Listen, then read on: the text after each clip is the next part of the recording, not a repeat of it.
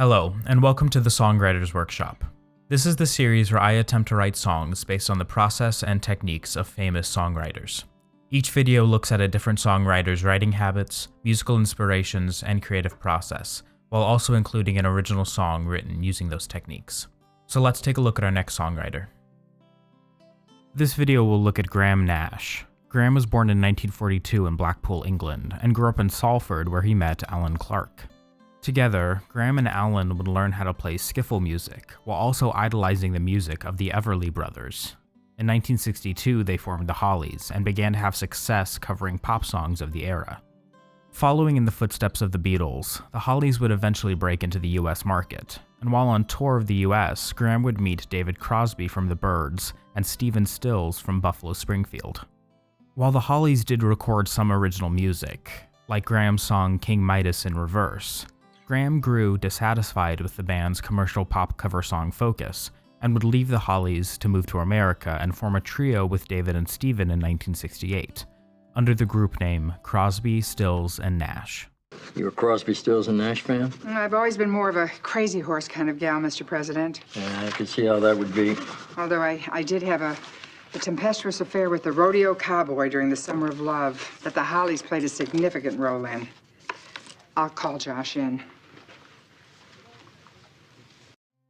Another reason for Graham's move to America was to continue his relationship with songwriter Joni Mitchell, about whom many of his songs were written, which we'll get into more later in the video.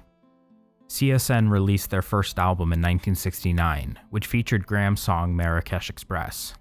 However, in order to tour the album, they would need to bring on an extra member, as Stephen had doubled up on many instruments during the recording process.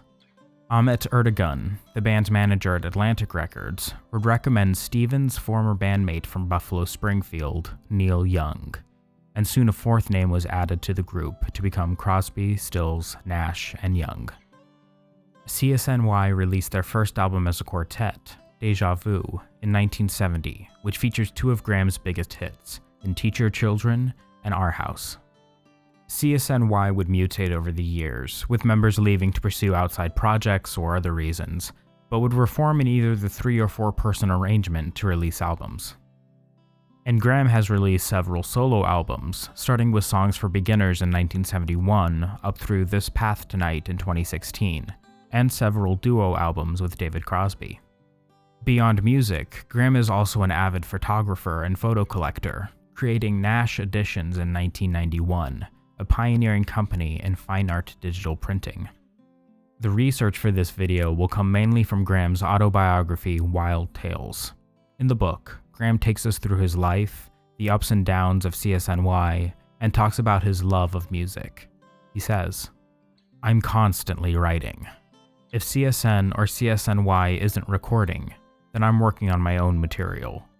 Always writing, because songs drive me crazy. If they are on my mind and unrecorded, I need to get them out of my system. I can't rest while some speck of lyric or melody is rattling around inside my head." Learning about Graham's process got a song started in my head as well, so let's take a look at how it all happens. In researching Graham's songwriting process, one thing became very clear. Graham's songwriting is very much a product of his environment. Graham draws from what is happening around him to create songs. His relationships, his politics, his worldview, his innermost feelings. He says, "I see something, I react, I internalize it, and I externalize it as music." And more than anything, it was the people he created music with that defined his songwriting. So I will be using these different influences to break down Graham's evolution as a songwriter. Let's start with the Hollies, and to a certain extent the Everly Brothers, as Graham and Alan's impetus behind creating the Hollies was inspired by them.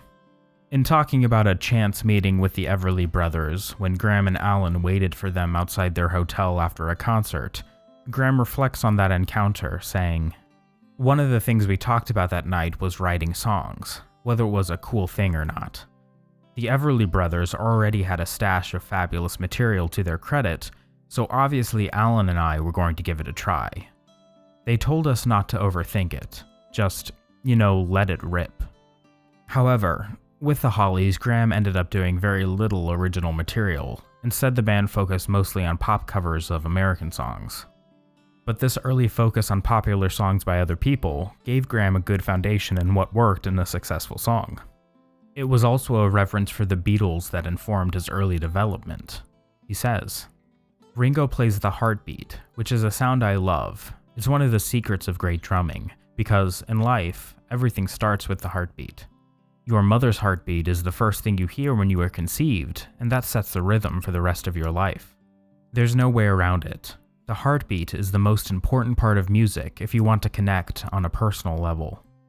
But unlike the rest of the Hollies, Graham wanted to follow the Beatles further, saying, "Their construction, lyrically and musically, showed off how far rock and roll had come, and they served as a blueprint for where I wanted to go, but we hadn't evolved like the Beatles had."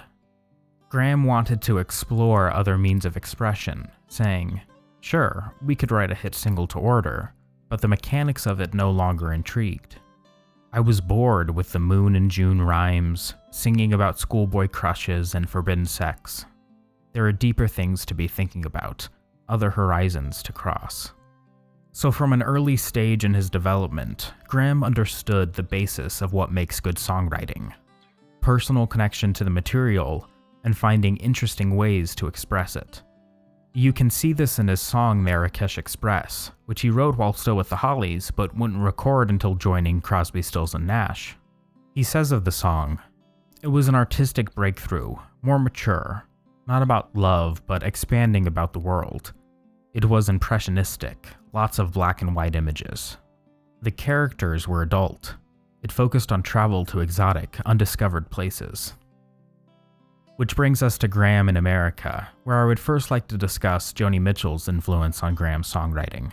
Joan, as Graham calls her, was not only the inspiration behind many of his songs, but also opened his eyes to new approaches to music and songwriting. From her, Graham learned new and interesting musical models and tunings on guitar. He says, "I was merely a rhythm strummer, but Joan played what is called an indicated arrangement, with hints of bass lines and counterpoints that balance the vocal with the instrument. Once I heard her playing in a gorgeous new tuning configuration.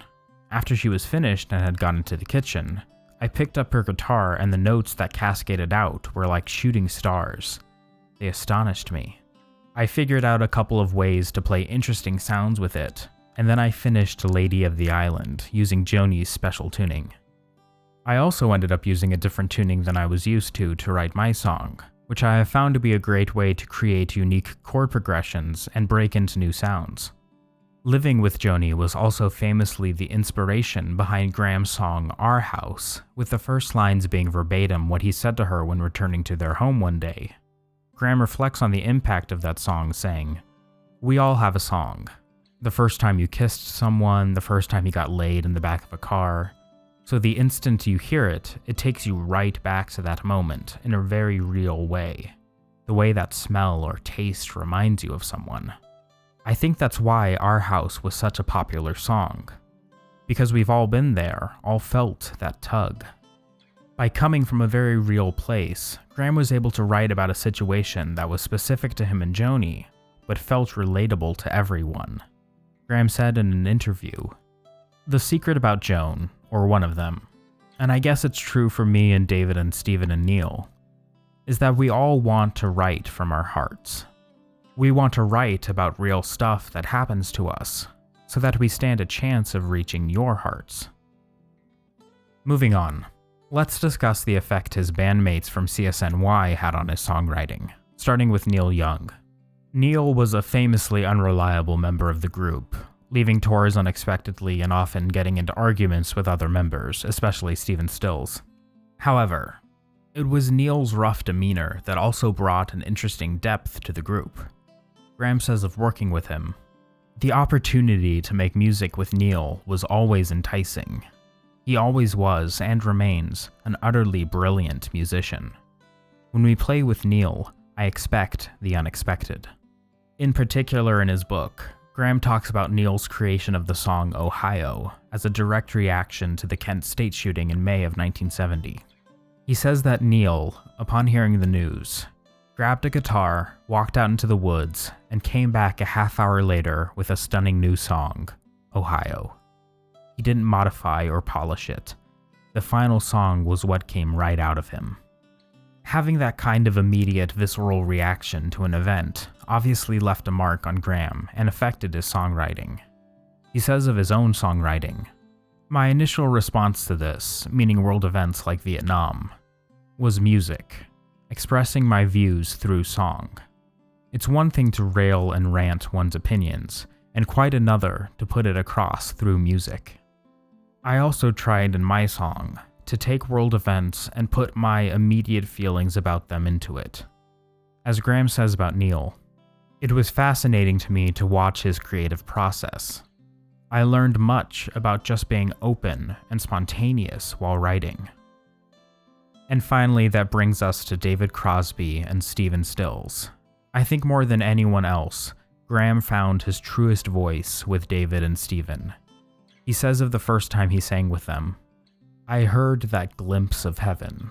I heard it and I wanted it, and I knew that it was fabulous, because it thrilled me to no end. Something magical had happened, and we all knew it.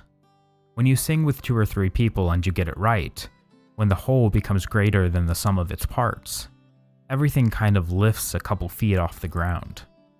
The 3-part harmony of the group, or 4-part if Neil was involved at the time, typified their sound. Graham explains further, 2-part is a snap. Most decent singers can do it in their sleep. It comes almost naturally. One voice carries the melody line and the other hits an interval somewhere above or below that. Here's an example of that using Graham's song, Just a Song Before I Go. Just a song before I go, to whom it may concern. Graham continues saying, "But 3-part gets trickier with guys like Stephen, David, and me. Normally you'd go directly to the triad, the 3 sequential notes that make up the arpeggio in a chord. In a C chord, that means breaking into standard C-E-G harmony, which for a singer is basically going on autopilot. Traveling twice the speed of sound, it's easy to get burned." Graham says of creating harmonies with David and Stephen, though, "We're flying freeform, doing it by feel. Our voices had range and pinpoint control, which allowed us to locate the tension in the harmonies. We experimented with melodic dissonance, modal chords, and irregular arpeggios, using flexible notes that combined in unusual ways, and that's what gave us our unique sound. You can hear this experimentation at the end of Just a Song Before I Go, where they change some of the harmonies to give the end a different feel. Traveling twice the speed of sound, it's easy to get burned."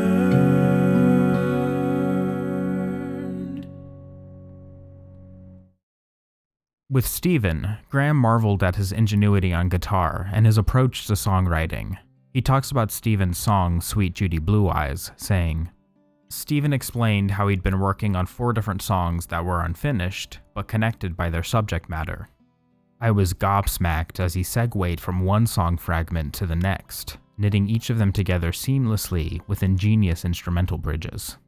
Each one entirely different in structure, each one beautiful in its own right. But with David, he formed an even closer bond, saying, I love singing with David. There's an intimacy between us that's hard to describe, a kind of vocal shorthand, but more than that, something deep and warmer, like a comfortable old leather shoe. It's easier to make music with just the 2 of us. I understand where he wants to go when I can shadow him insanely well. But what really makes it work is the trust we have. He can go anywhere he wants with his voice, and I'm there." But David was not always there for Graham, as David's struggles with addiction to cocaine in the 70s and 80s led to his inability to perform effectively with the group, and his eventual arrest in 1985, which led to him spending 9 months in prison. In his book, Graham tells the story of an intervention that was held for David in 1981. He says when it was his turn to speak, "I told him how betrayed I felt, how the drugs had deprived me of our friendship, which I desperately missed, how all the lies and dishonesty sabotaged our partnership, to say nothing of our greatest pleasure, singing together. David would recover from his drug addiction after getting out of prison, and would return to the music that Graham had revered him for. He says of hearing David's song Deja Vu for the first time, "Quite frankly, I'd never heard anything like this song. Deja Vu was a completely different beast. It was jazz-oriented. It never repeated itself. There was no first or second verse, no chorus. It just kept moving forward. I was completely blown away, and as a songwriter, quite humbled. I knew at that point, musically, he was miles ahead of me." Making music with CSN, Graham grew exponentially because of the talented people he surrounded himself with. He says, "Working with Stephen and David made me stretch as a writer, trying to be as profound lyrically as I thought their songs were.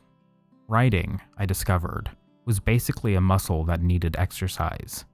If I had been a plumber for 30 years, I'd have been a fantastic plumber." The influence of the people he created with is imperative to Graham's songwriting, and this is apparent in his first solo album, Songs for Beginners. You can draw comparisons between the alliterative lyrics of Graham's Military Madness to Stephen's Helplessly Hoping, and the way the Kent State shooting inspired Neil to write Ohio. Similarly, the trial of the Chicago 7 led Graham to write Chicago. Graham says of the album, "As a writer, I thought I'd come a long way since the Hollies. In the interim, I had learned a lot about myself, and working with 3 accomplished people taught me a damn sight more. My engagement with what was happening in the world had become more sophisticated, and I felt the confidence to express my political and social opinions. All of it fed the music, and the music fed me, which is right there in the grooves of that solo record." For Joni, he wrote songs like Simple Man to try to explain his feelings about their relationship. He says of coming up with the first lines, "I just want to hold you, I don't want to hold you down." I came up with those lines first and put them together using the idea that my approach to love, and life in general, was a simple one. So the verses of Simple Man evolved from who I was and what I was feeling. And I think Graham's song Cathedral is an effort to try and reach the same heights that David did with Deja Vu, and he knew he could trust his friend to help him get there. He says, "To put across songs like Cathedral, to stir those quiet pools of emotion that lie within everybody, you have to go there yourself. We can't fake it, and that requires trust." Always, Graham has remained true to himself in his music. For his book Off the Record, a collection of interviews with songwriters about one of their famous songs that he created with manuscript originals, when asked what his advice for young songwriters would be, he says, "You have to love what you're doing, and you have to search your heart and write from that place. And it's my observation, for what it's worth, that profoundly moving sounds usually spring from great truth." So I took Graham's advice and looked at the world around me and tried to find the words and music to explain how I felt. Here's what I came up with.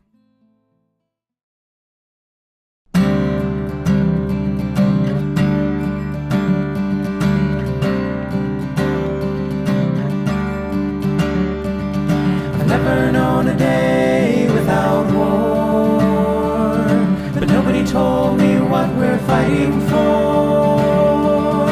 Grief becomes a daily expense.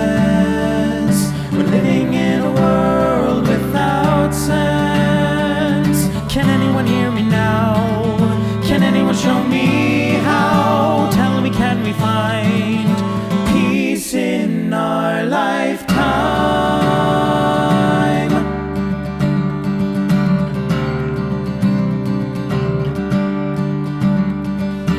Taught our children only how to fight, to hate and fear and hold their weapons tight.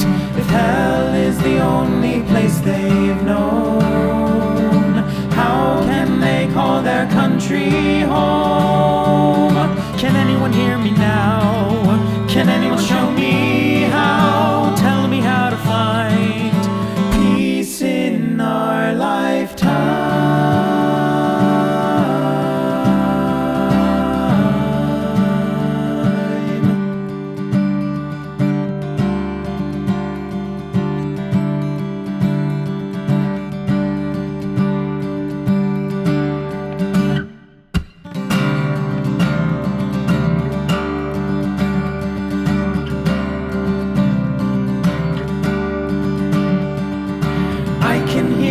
soldiers marching on to battle in the lands beyond. Slip some seeds into their arsenal, so flowers grow where their bodies fall. Can anyone hear me now? Can anyone show me how? Tell me, can we find peace in our life? Can anyone hear me now? Can anyone show me how? Tell me, can we find peace in our life? Can anyone hear me now?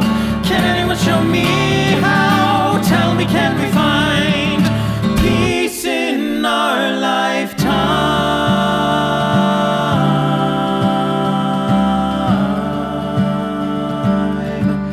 We're running out of time.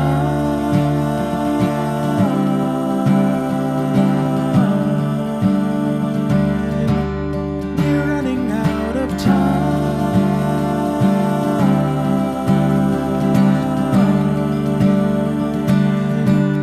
We're running out of time.